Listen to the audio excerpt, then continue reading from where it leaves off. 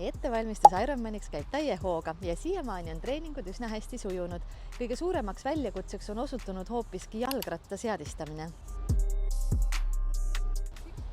Kui algselt arvasin, et ma saan triatlonil osaleda oma graveliga ja ehitada selle triatloniks sobivaks, siis ühel hetkel mõistsin, et tegelikult vist päris ikka ei saa. Anti soovitus, et tasuks vaadata ikkagi triatloni ratta poole ja nii ma siis lõpuks leidsingi kasutatud triatloni ratta endale, mis ma usun, et on esimeseks hooajaks täiesti piisav. Kui ma ratta ostsin, siis teadsin, et ma pean sellel välja vahetama sadula. Küll aga ei teadnud ma, et rattasadulad on täiesti omaette maailm ja triatloni rattal on teistsugused sadulad. Testisin erinevaid ja leidsin endale sobiva. Küll aga ei tea ma siiamaani, kui kaugel seal täpselt peab olema lengstangist ja milline see päris õige seadistus on. Nii et ratta seadistamine alles käib.